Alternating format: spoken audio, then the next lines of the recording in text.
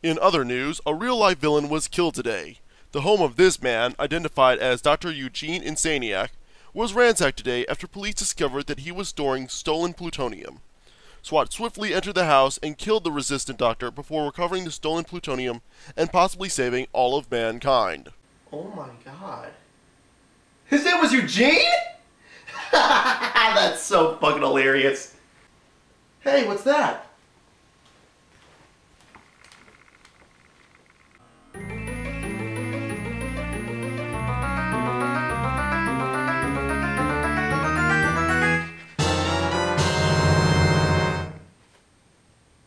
Fuck!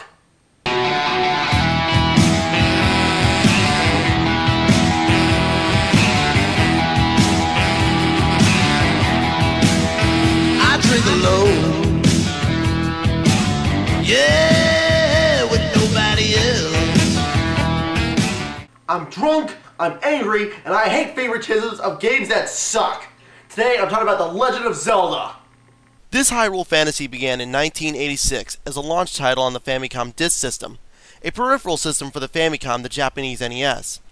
The add-on itself was denied an American release for several reasons, including reliability and piracy. So when it came time to bring it to the US, Zelda was put into cartridge format.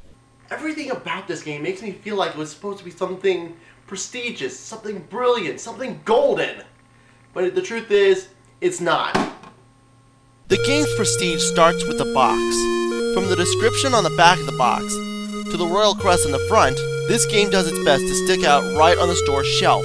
And with a small cut open so you can feel the cold cartridge within, it just cries out, "Touch me, you know you want to." And when you take the game home, you open it up to find a detailed instruction booklet, as well as a map of the world you are about to explore. And you get a full look at the gold cartridge inside. Excluding unlicensed games, NES cartridges came in gray, except for this one. Not even Mario got this kind of royal treatment. But the preferential treatment goes even further. A lot of games on the Famicom Disk System that I mentioned earlier had a save feature, including Kid Icarus, Metroid, and Castlevania 2. But where these three had their save systems replaced with an obnoxious long password system, Zelda was one of the few to retain its save feature. But why? Because this is an adventure game and the others are platformers? Platforming games need love too, you know! After you set up your save file, you are thrown into the game with nothing more than a shield. Luckily, the sword is nearby in the first door you see. In the initial design of the game, you actually started with the sword. So why do they take it away? According to Shigeru Miyamoto and Wikipedia, people in Japan had trouble navigating the dungeons and figuring out what to do next. So rather than listening to the complaints, he instead took away the sword and forced the people to talk to each other. There are two problems with this solution. The first one is the response to the issue. I know that you guys over at Nintendo punish yourselves when you screw up, such as the 50% pay cut you just took when the 3DS bombed like the Virtual Boy.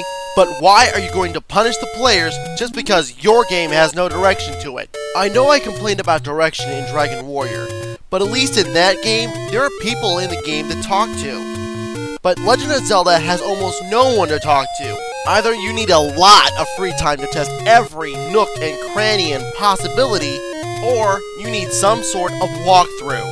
The other problem with Miyamoto's solution is that this is a one-player game. I understand requiring communication between players on a multiplayer game, such as The Legend of Zelda: The Four Swords, but this Zelda was intended to be played by one player. So why do I need the help of other people in order to play the game? Thanks for punishing us for your screw-up, Nintendo! On top of this poor direction, whenever you die, you respawn at either the start of the dungeon, if you're in one, or you respawn at the spot where you get your first sword. That's fine and all, but why do I respawn with only 3 of my hearts full? It doesn't matter what your maximum is, it's always 3. This pissed me off in Metroid, and it pisses me off here. Finally, the enemies move unpredictably. You never know when they're going to stop, or change direction, or even when your sword will affect them. Trying to predict them will get you killed more times than not. This game just proves that the first is the worst. Nothing that a remake couldn't fix. And I honestly want to see it. You see, Metroid had bad direction too, but it was fixed in the re-release version, Metroid Zero Mission, which in my opinion is better than the original. And I believe that if The Legend of Zelda received the exact same treatment, it too would exceed the original. Well, that takes care of the first Zelda game. Glad I got that off my chest.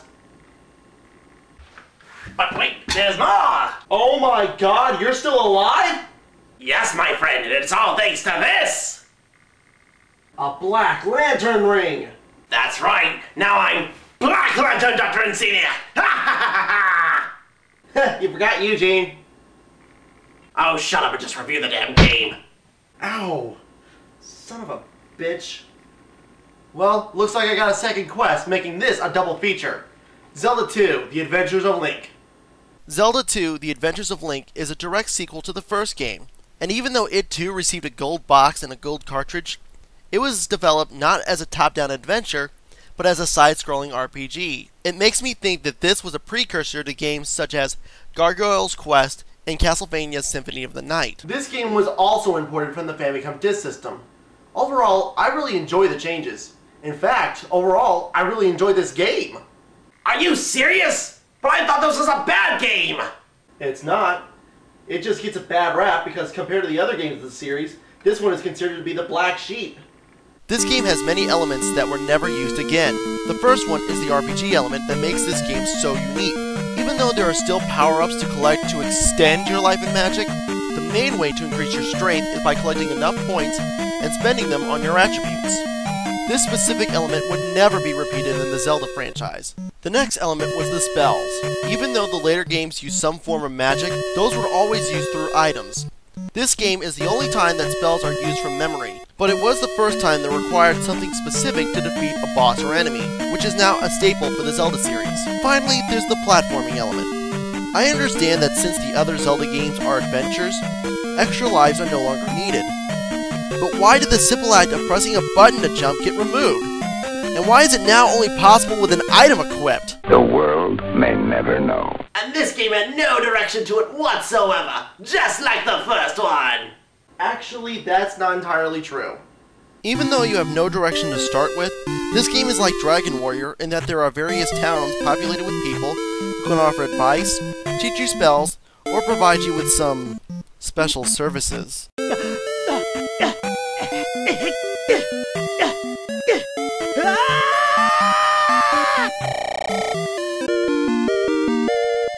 But I cannot talk about this game without mentioning something that bugs me.